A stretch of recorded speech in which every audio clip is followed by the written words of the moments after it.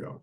There we go. Well, good afternoon, everybody. And we are super excited today. At least I am. We're back on the air after a week off due to moving into some new offices. And now I'm embedded deep in my new temporary bunker located in Northern Illinois. We are not on the 48th floor, but this is our wonderful show that we're doing with Mr. Robert Mills called Things That People Believe That Just Ain't True. And I just love that. Anyway, distinguished Robert Mills coming from California. How are you doing today, Robert? Terrific, Randy. Always delightful to be with you. Well, we are honored to have you week in and week out, and this show is becoming more popular all the time and going to be on 4 major platforms right now. You can find it on Live Eco Style on Roku and Excited Minds Media on Roku, and you can go to our website, Live Eco Style, LiveEcoStyle.com, and just look for the Happy Hour Lifestyle Show, and you'll find this one embedded in that link. But we have you can find our whole channel embedded in Live Eco Style, so we're easier to find than a mess of ants on a good picnic day in your favorite park, and we're everywhere. So anyway, with all that's going on in the world, and Robert, let me give you just a short a little resume with Robert, as I do every week. He is a mountain climber. The mountain you see behind him, he has climbed many times. I don't know about many. I know he's been there, and there's a great, interesting, eco-minded history that whole particular mountain. But Robert has climbed. That's Mount Tyndall. It was named Yeah, after the guy that founded modern science. He was an Irish physicist. yeah. 1859, he wrote this paper that explained why the ice age just came and went. He discovered climate science. Yeah. And that's important today. And Robert had a distinguished career as an attorney and an advocate for the consumer, class action suits that were wonderfully solved in favor of his clients. And now he does things like in San Francisco, he gives guided tours, serves on many different panels and boards, and too many to be named here, but travels all over the world, which we are beginning to cover. But today we got just a few things going on in our own location called the United States of America. I think that's what we still go by. Not sure. I don't know if Governor Putin or dictators combined have given us our new name yet, but oh, who said that? I shouldn't have said that. I'm sorry. I apologize. Actually, Robert, I'm on the committee packing up the Statue of Liberty and sending it back, because yesterday they did ask for it, and I'm sending all my French cookbooks back. I'm not even going to eat French fries. I'm done with that. We're going to call them comrade fries from now on. And so if you go in and you order a double Whopper and a cheese, and you cannot call it fromage. No more fromage. So anyway, I'm sorry about that. My head's about ready to explode, and I now understand, due to a media PR session today with the ultimately well-gifted PR person that speaks for the president every day, is that now, basically, as I understand it, is that the president's programs are so important that apparently, based on what she said at 12:30 today, is that the Democrats now are they're able to move legislation through the judiciary and give them guided principles that our current president, comrade in arms, does not have to follow.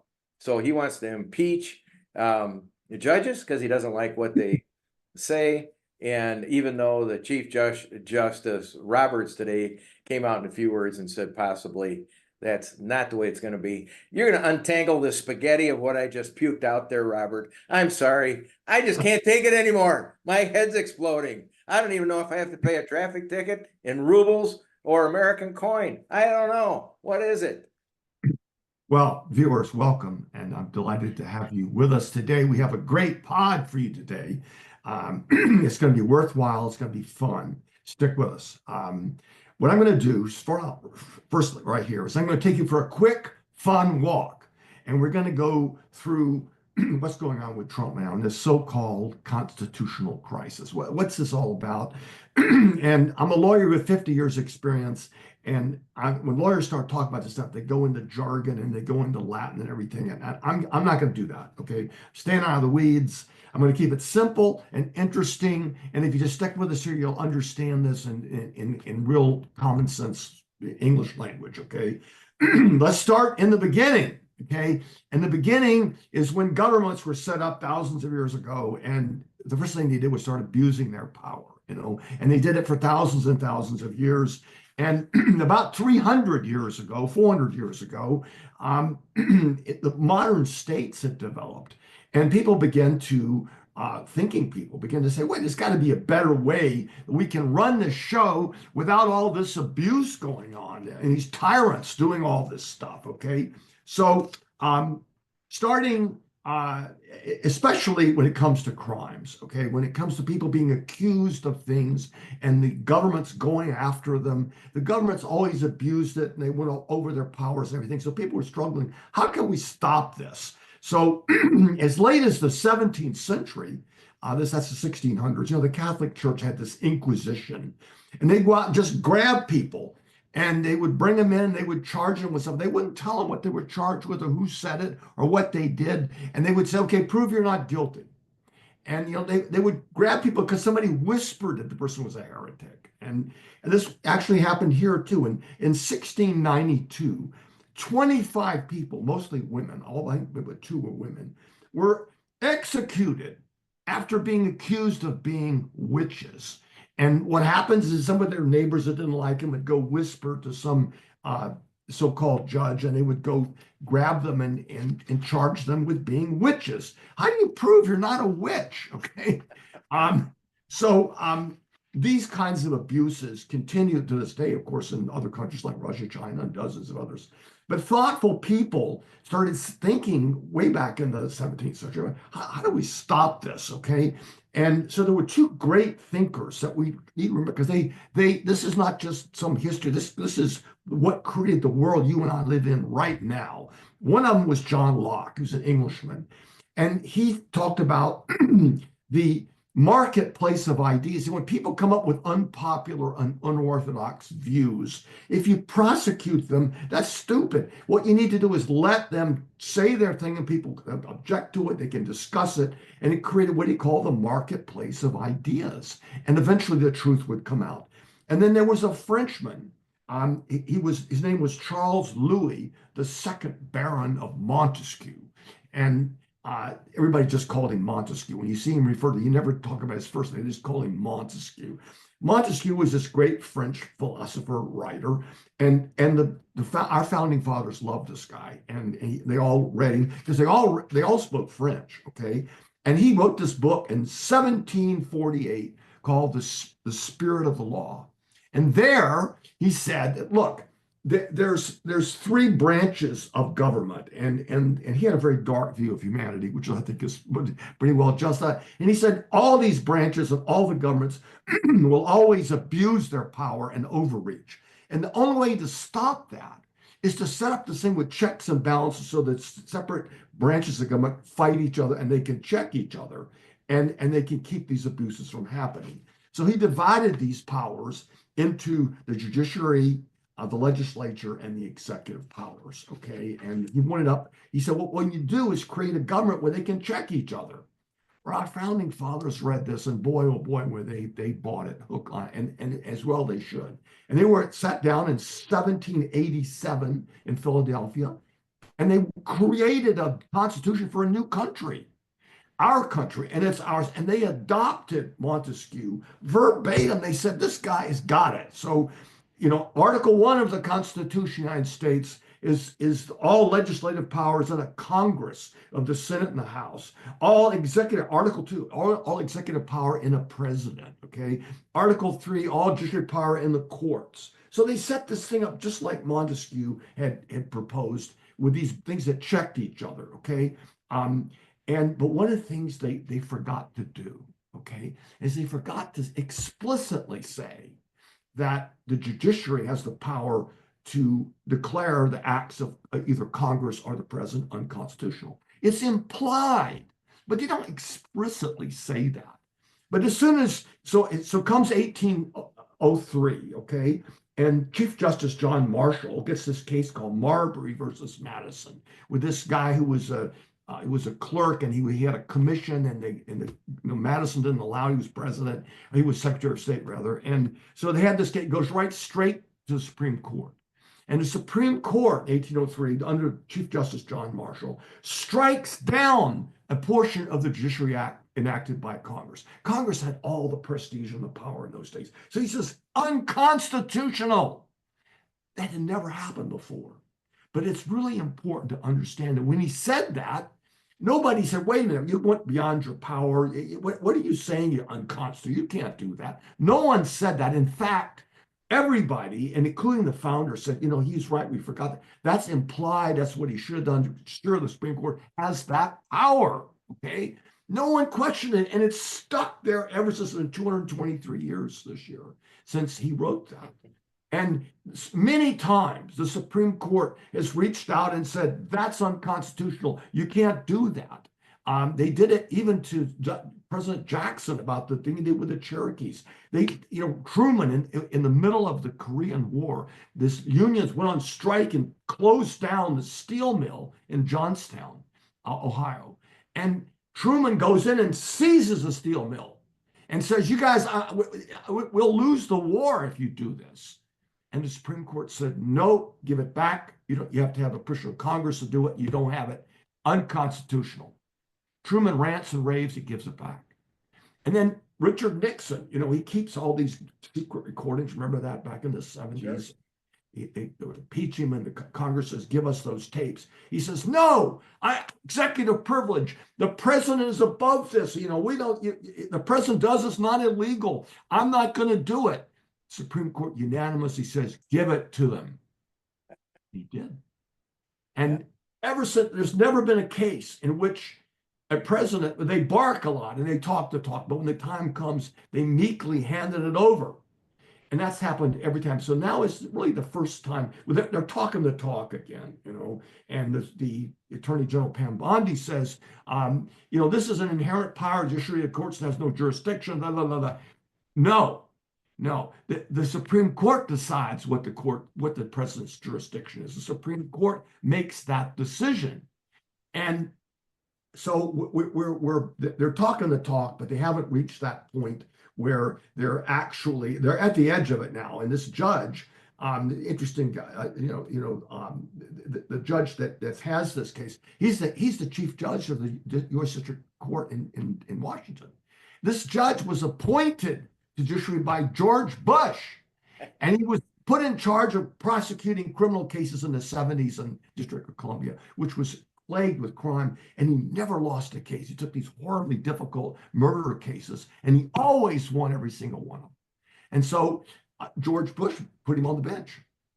And then along comes Obama, who puts him, puts him on the federal bench.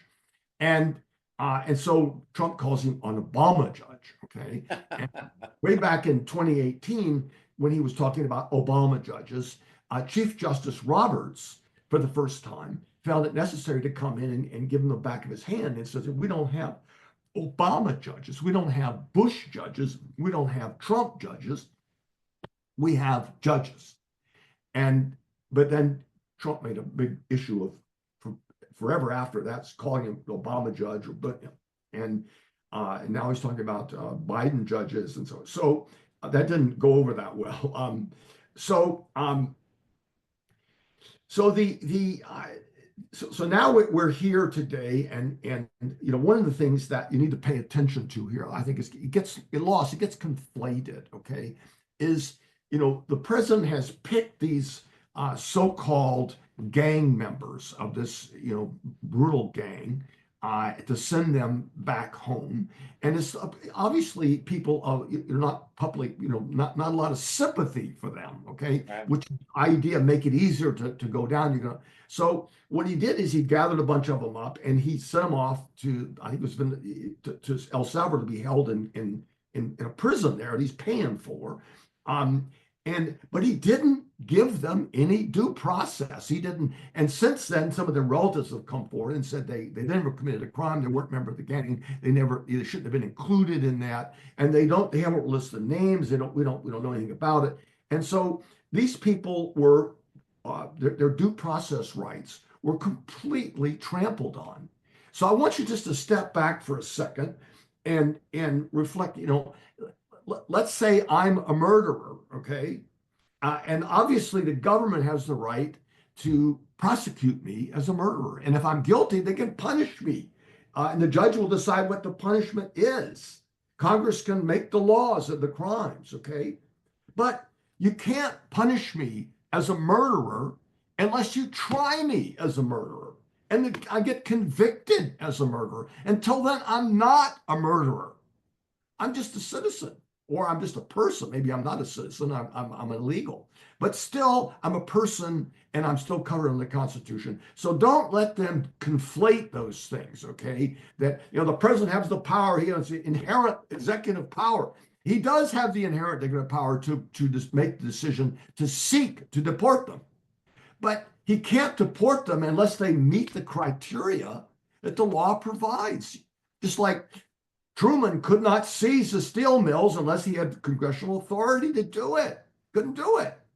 So here we are, folks. So let's talk One of about. the things, Robert, I wanted to pick your brain on. I mean, we All talked right. about this in the past, is that we have the Fox TV watcher, a The company, what? The Fox, what? Fox commentary news, whatever it is, Fox channel, Fuck. Okay. Okay. the Fox channel.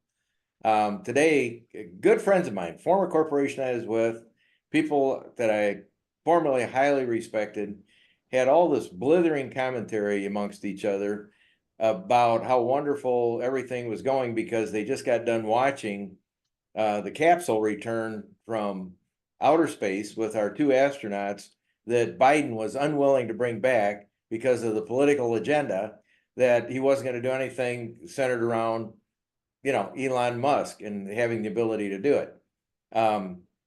So they take and distort. They said, well, the only channel covering, the return of the capsule, because the other mainstream medias weren't going to cover it, was Fox. All the way down. It's Fox. These incredible stretch of the imagination. First of all, they could have returned those astronauts anytime they wanted to.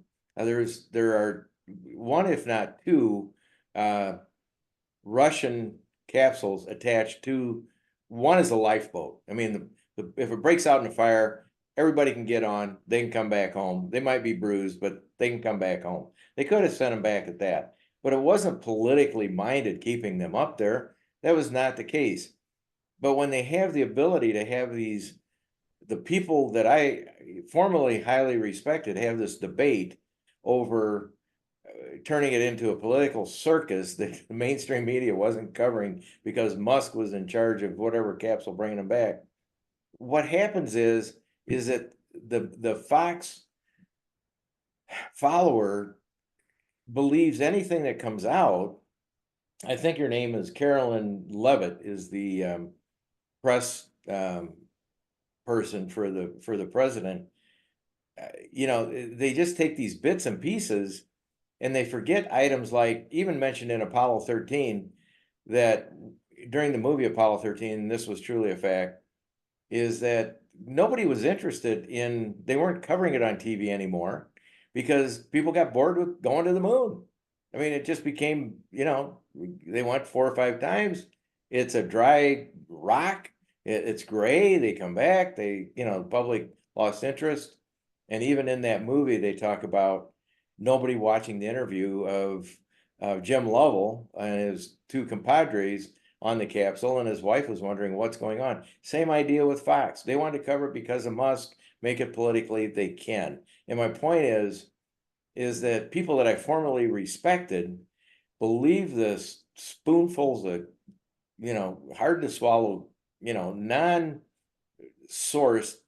commentary for all these years, and it's just destroying our country. I mean, the Right. credibility to have the president now, well, the first thing, as I understand it, and I'm not the lawyer, but the Supreme Court gave him total immunity, you know? Oh, they didn't give him total immunity. They said that if he's acting in within the course and scope of his duty, he has some qualified immunity, and Yeah, that's but a in his mind, it's a that's a blank check. lot. I mean, Yeah, it's a it, blank check. He's going in his he mind. thinks it's a blank check. It's not a blank check, but Yeah. in many instances, however, it could effectively be not a blank check, but it could bar a prosecution if you make some kind of argument. Well, I think I had the right to do that. Um, but in the case of these so-called gang members, it's the thing for people to remember is that the issue here is not the president's authority to deport them. That's not the issue here. The issue is that Trump denied them due process. He put them on an airplane, just as he did with that Palestinian activist. They go to his house and he's got a wife 8 months pregnant, and they grab him and throw him in handcuffs and take him and send him to Louisiana. They never gave him the opportunity. He's a green card holder. They never took him before a judge, never accused him of anything. He just grabbed him. He did the same thing with this professor from Brown University, and sent her back home to Lebanon or someplace without, you just grabbed her and put her on a plane. And, that's tantamount to saying, you're guilty of this crime. We're going to throw you in prison. What? Never mind the trial. Never mind the accusation. Never mind due process. That's what's at issue. The court didn't say he couldn't do it. It just, court said you have to be able to prove that they're gang members, that they're illegal, and that they're here wrong, and they did these things. You have to prove that they are within the purview of your authority. He didn't do that. That's what's so critical about it. And I'm gonna give you all that, but then they get to the point in time and they say, so stop us. Send out Judge Judy's bailiff, I guess, to enforce from the bench. What are they going to do? Send the judge's police out? Well, How do they enforce that? What power does? There's no one, that's the so-called constitutional crisis. Okay. Yeah. What happens if the Supreme Court says, do this, okay, and the president says no? Yeah. They don't have an army, and as Justice, it was President Jackson and Andrew Jackson is alleged to have said. Scholars say he never said it now, but when the Supreme Court said, you can't do this thing with the Cherokee Indians, he said, well, okay, the Chief Justice made his ruling, let him enforce it. And that's basically the constitutional crisis. And what that means is that, our system of justice depends upon everybody going along with the program here and respecting and honoring the terms. The president raised his right hand and says, I swear to uphold the Constitution. And so do the military, so do all these office holders, so do members of Congress. They're not pledging allegiance to a leader, to Trump, or an idea. They're pledging it to the Constitution. The Constitution says, as it's been interpreted by the Supreme Court, that the Supreme Court has the last say on what the law is.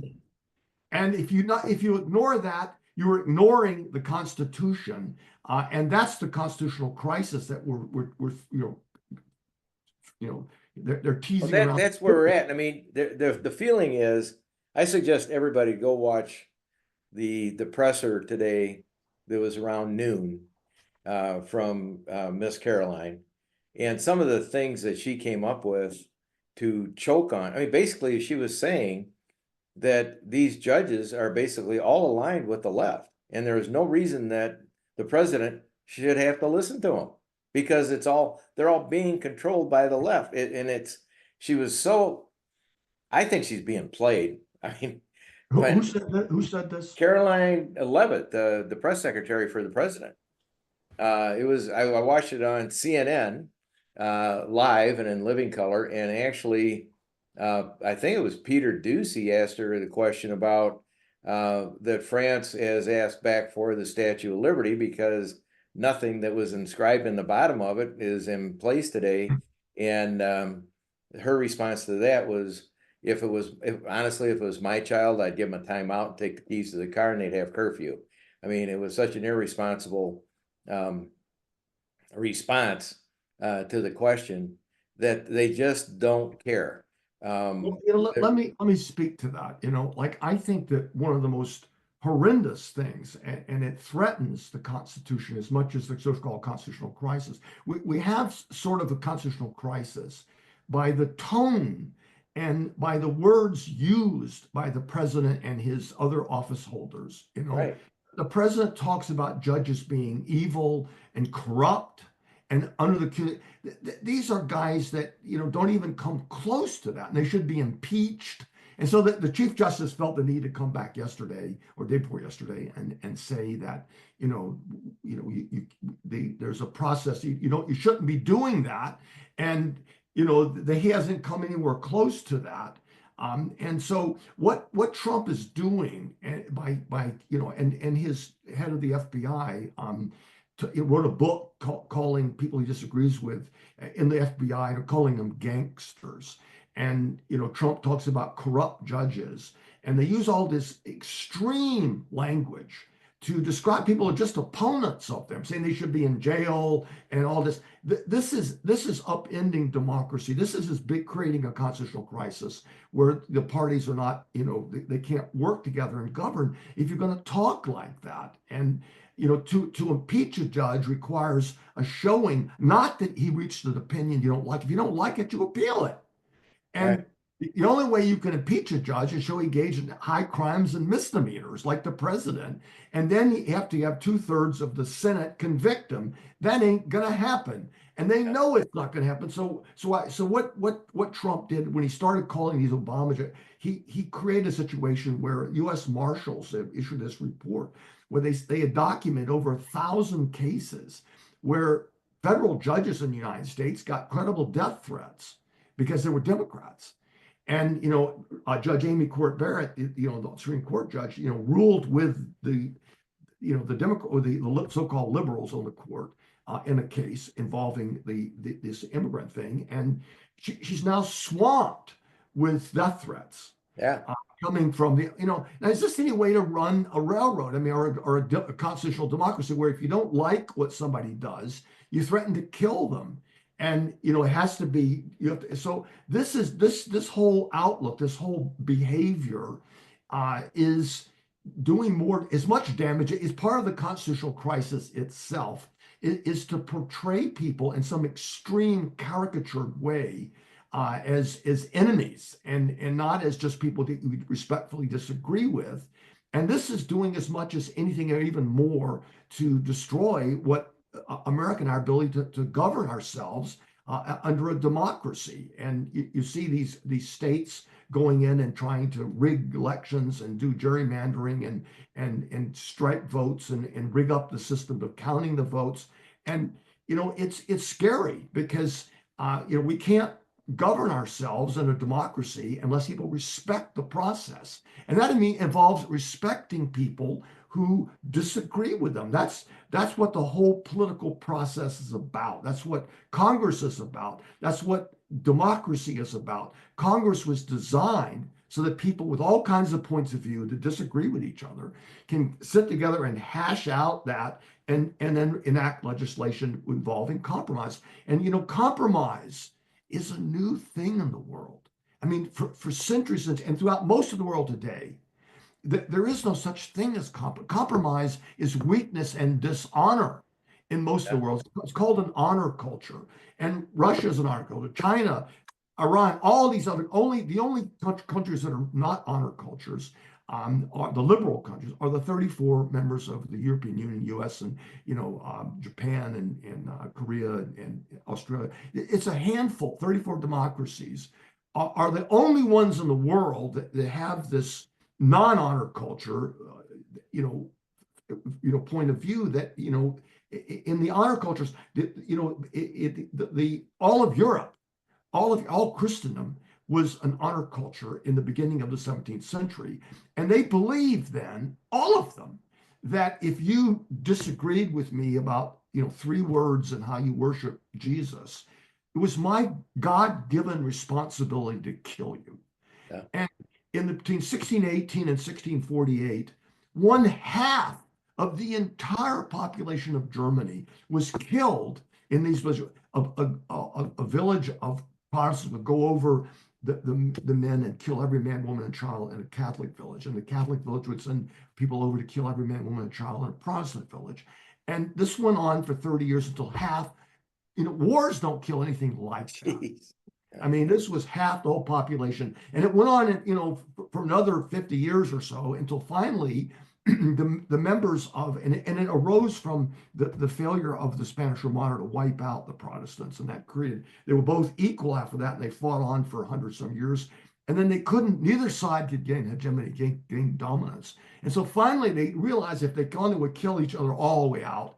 And they said, would it be so terrible if we let the Protestants on the other side of the creek with their village, if they let them practice their religion with 8 words different than ours, and we do ours and they leave us alone, we leave them alone, would that be the end of the world? That was the beginning of religious tolerance that expanded, and these thinkers, and eventually it found its way into the thinking of people like Montesquieu, and it found its way into our Constitution in the First Amendment, right of freedom of religion. It was the first time in the history of the world that a country anywhere in the world said you can practice your religion no matter what it is. And it says it right there in writing in our Constitution. Let me just, my hair is on fire, and I always swore I would never do a political, anything. But it just, live eco style. We're supposed to celebrate all the good things in life, and that's travel and golf and dining and sipping and have, health and, just celebrating life. It was based upon the way I raised my kids. My grandfather raised me. And so in the past couple of weeks, I'm just going to throw some things out there, Robert, for you to chew on, and I'm sure you'll expound on, find a little nugget here or there. But in the President Trump's State of the Union, I'm not even sure they called it the State of the Union. They called it a Tuesday. They took some different little name. It was a State of the Union. Anyway, he looked up into the balcony of this young boy that had brain cancer. Yes. That was made a U.S. Marshal, I believe, or it was a nice gesture. But they gave all kinds of grief to the left side of the aisle for not standing up even for that. Well, let's also look back what happened earlier that day. The Trump administration took away all funding for childhood cancer research. Yeah. In the morning. We just forgot that part. By the way, thanks for being in the balcony. Oh yeah, any opportunity you have to live, maybe with some experiments being done, all gone. And if you take a look at medical research in general, and now the fistfights that he's trying to get involved with the universities, because there might be a protest here and there that goes against what he wants to say.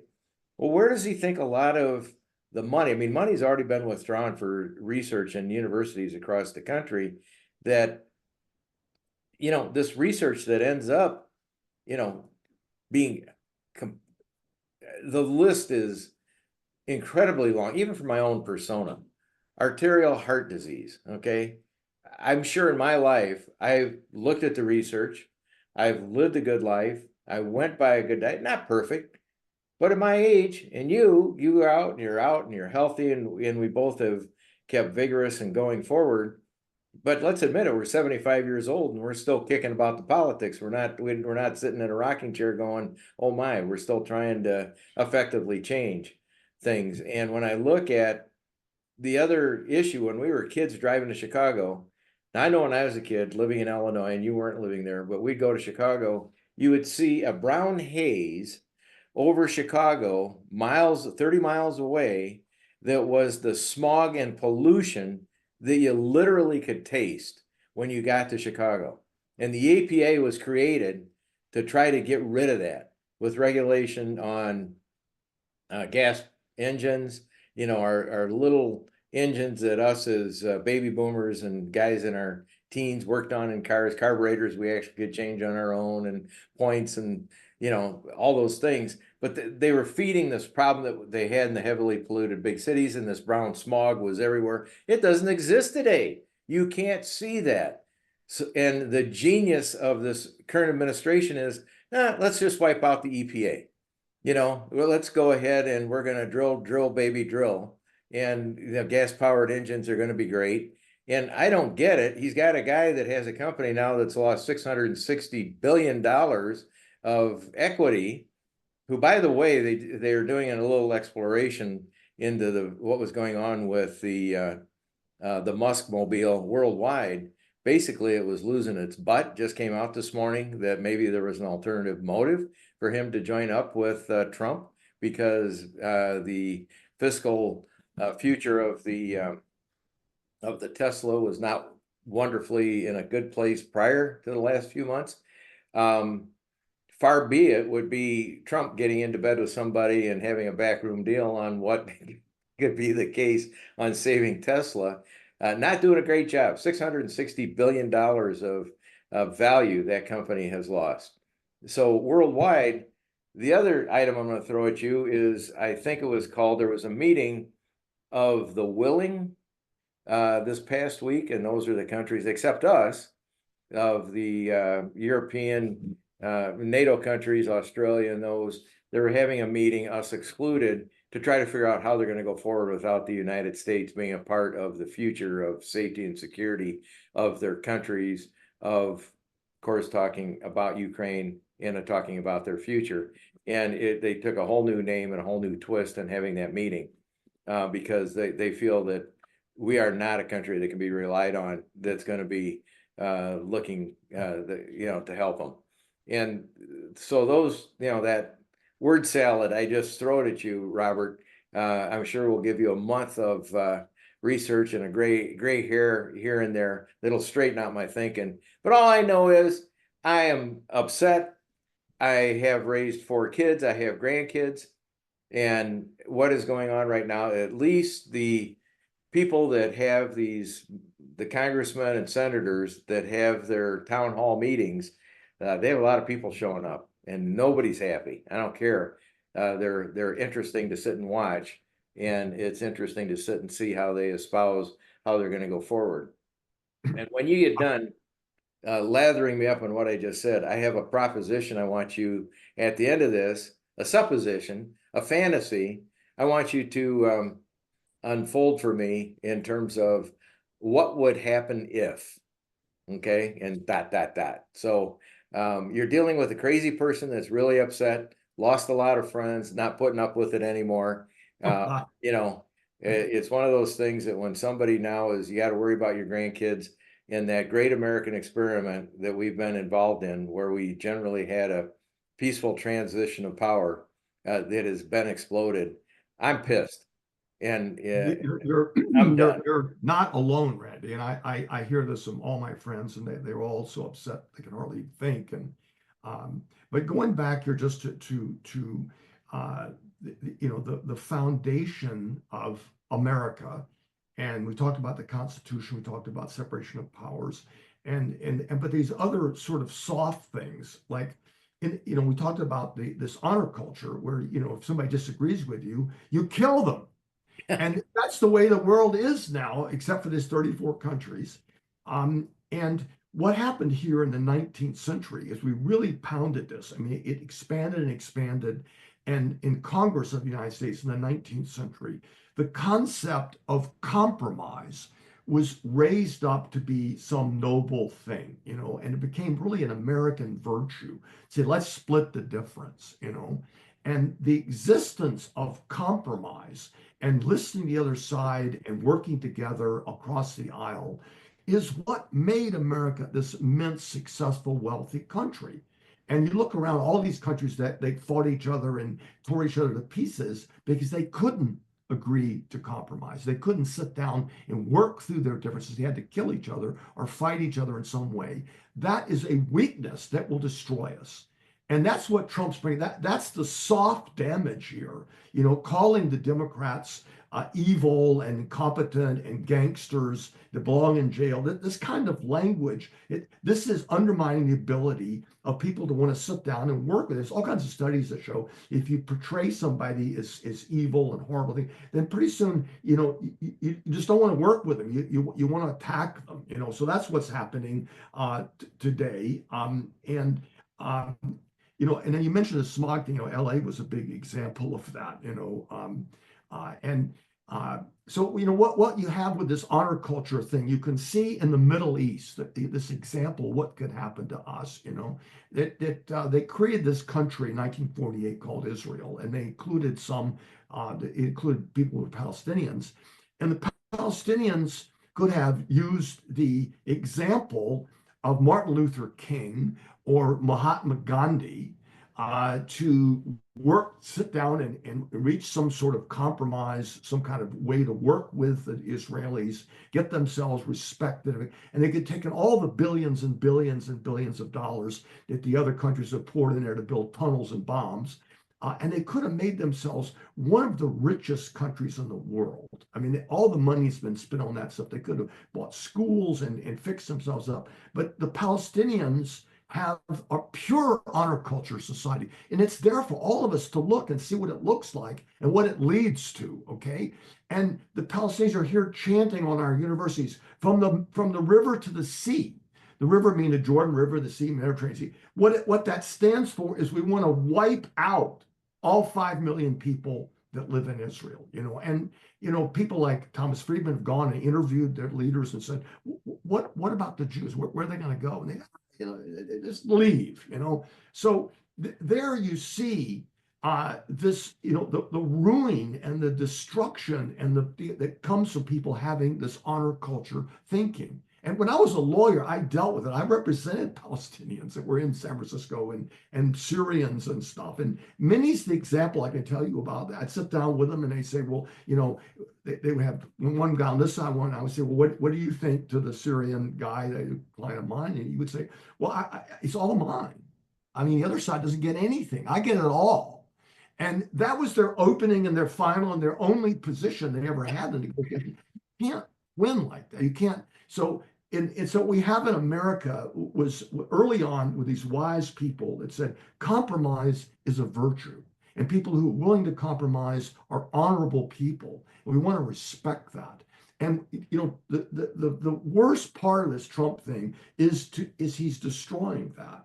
He's going us so that compromise is dishonor, and threatening the judges and threatening to kill them. Well, so you asked me, so where's this all going? I mean, what has made America great? And this is really, I mean, I think most people, is our great universities. I mean, they're the world looks at it as an awe, and they want to come to school here. I mean, my daughter went to Stanford, and 2% at graduate school, they take half foreigners. And everybody in the world who's wealthy, they want to go there because it's America and it's Stanford and it's the same across the rest. And a lot of universities in the United States are financing themselves by charging high tuition to foreign students. That's paying the bills right now.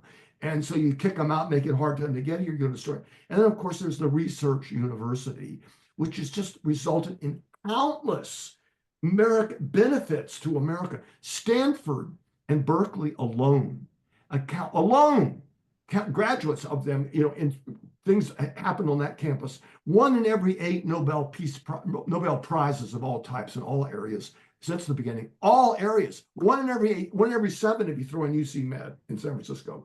So San Francisco invented the television there. They invented the computer, the smartphone, Google, not the San Francisco Bay Area there. And, it's a little tiny area. If you, from my house, I can look out and I can see, mountains on both sides of it. It's not even 60 miles wide.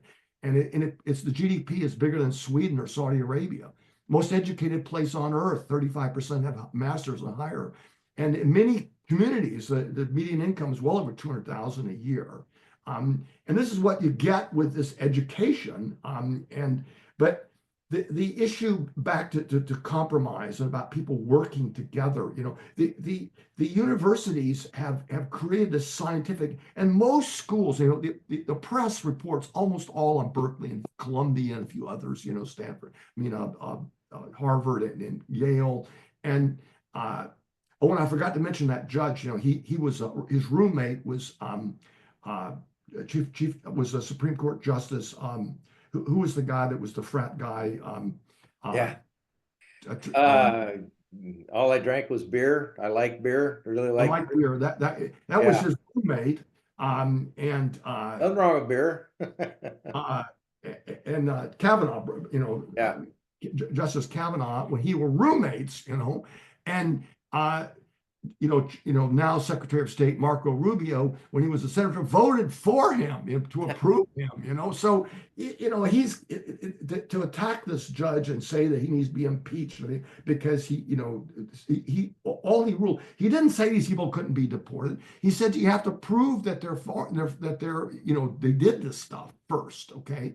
And that's very important for Americans to understand that the issue here is not whether the president has certain powers. The issue is whether he can ignore due process and can just, convict people and sentence them without ever giving them the opportunity to be heard.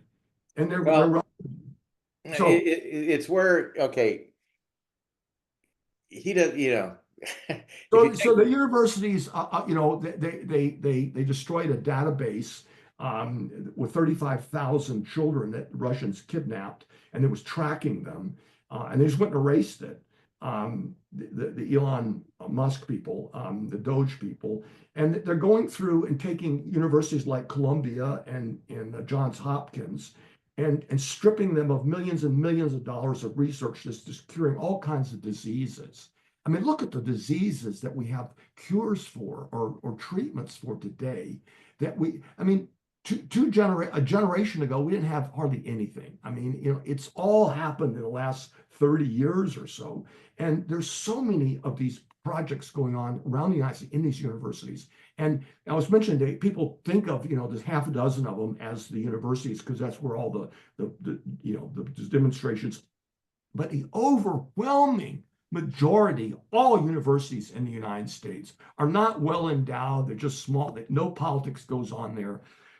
It's not left wing, and people just, they study all kinds of economics and science and engineering, and they're getting, and China is going to eat our breakfast now. I mean, yeah.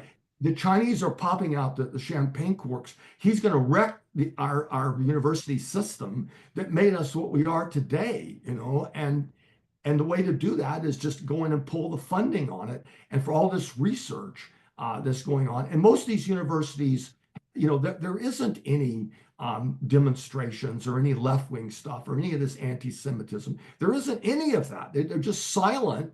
90% of the universities just quietly, unpolitically going about their job and doing lots of valuable research that's going to save our lives and our children's lives and make everything better and keep us being the leading power in the world economically and scientifically and all those things. And just to go in and just hack that, with this so-called chainsaw. And the interesting about the chainsaw, it came from the prime minister of Argentina, who was the one who first went around with a chainsaw, and he came in and he brought technocrats and knowledgeable people to go in and fix this bloated, bureaucracy in Argentina and bring it back and make it work. And Trump is the opposite of that. Although he's inspired by the chainsaw, Trump is taking a chainsaw to the experts and the technocrats and kicking them out and putting these flaky crackpots in charge. And it's exactly Well, and China and Russia is recruiting them. They're recruiting these people to come to work for them. I mean, it's not, genius on their part. And look at China. We have this wonderful relation with Canada, and they buy more from us than any other country, and we have close to them, and they're wonderful people. And for some inexplicable reason, he set out to take a hatchet to that relationship and to Europe.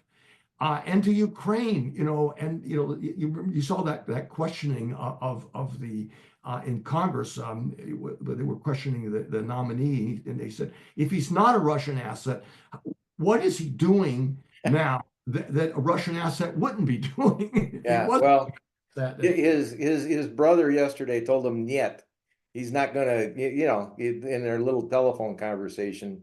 Putin is Putin, and however, that don't even want to go down that path right now. I want to suggest I sent you a link while we're talking about Adam Schiff's major speech on Trump. Very well spoken, fact over fact over fact over fact. I suggest everybody. I'll post it up on Live Eco Style.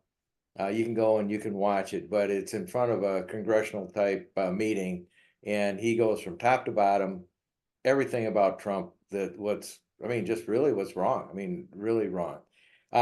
We have about 4 minutes left here, and I'm going to take about a minute and a half and give you the supposition, a couple, Randy facts, and then we're going to take the Randy facts and go crazy facts with them.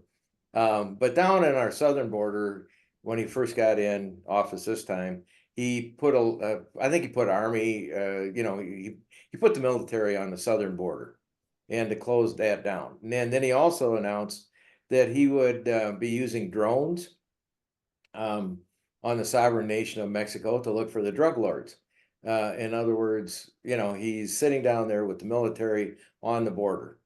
Okay, well, getting back to Canada, by the way, Canada is responsible for more trade with us than these other four little countries called China, Japan, Great Britain, and France or Germany. I think those four. That Canada, we have more trade with them than those four combined.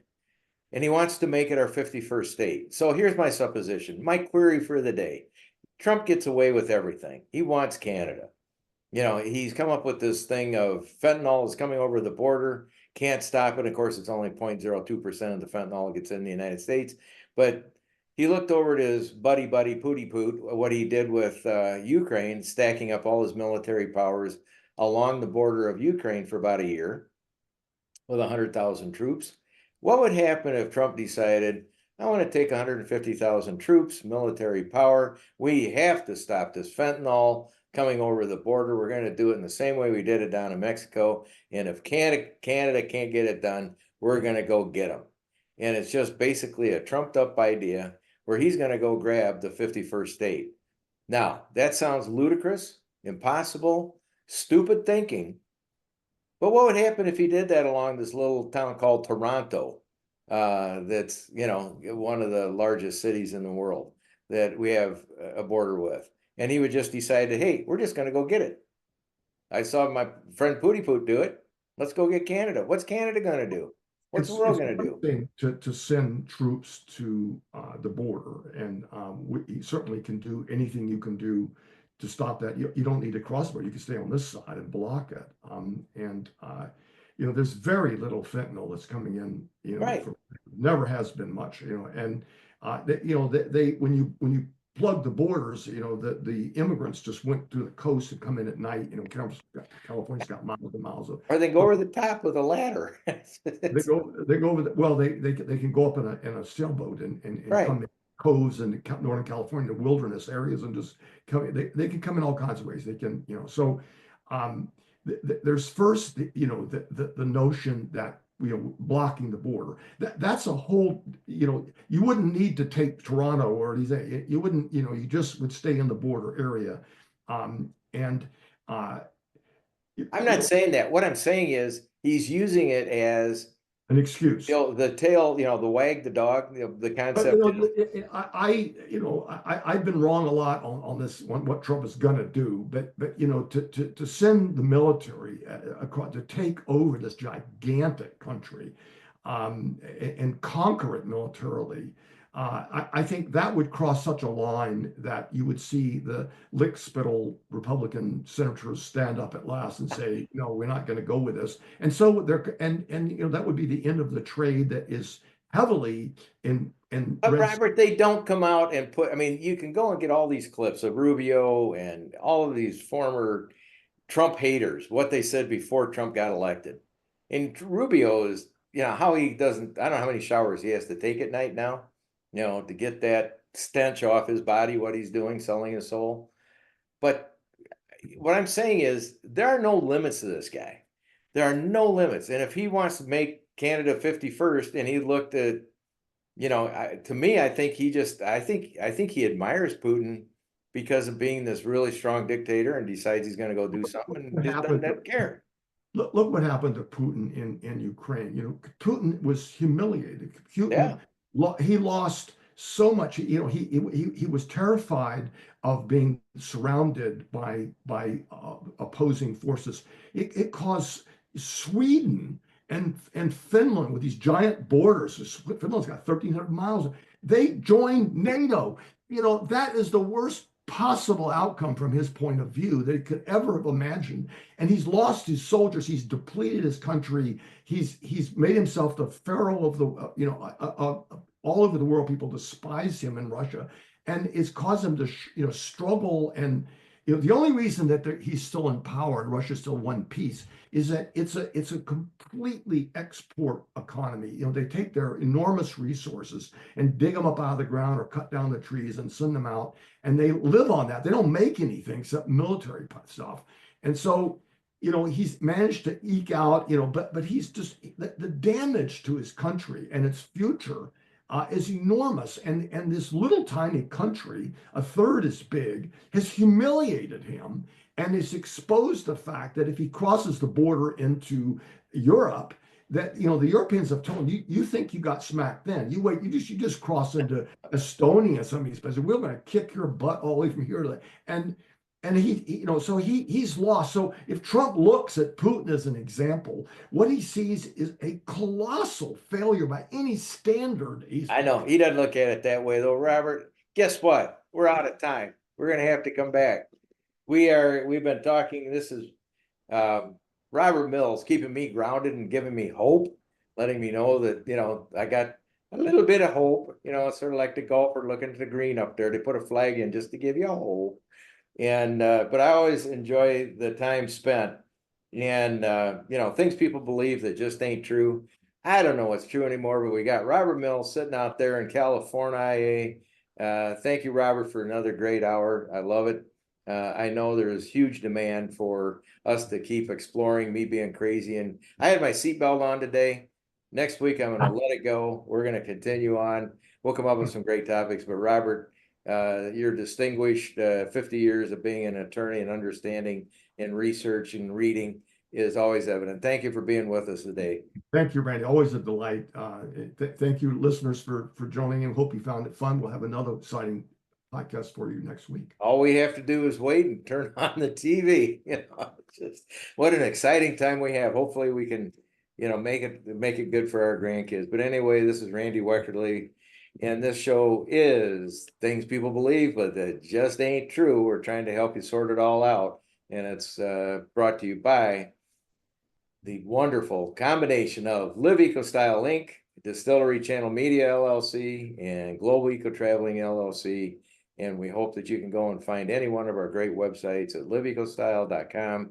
And you can find all our media there or up on Roku on Live Eco Style channel, which has multiple channels on the channel, or on Excited Minds Media on Roku also. So anyway, for Robert Mills, Randy Weckerly, you guys have a great week. Hold on. Let's compromise, Robert. Let's find some compromisation in, and we'll get back next week. Anyway. We'll take Trump's unconditional surrender. That's what they're There you go. We'll give him a golf club. Give him a new set of clubs. All right. Talk to you later. Bye-bye.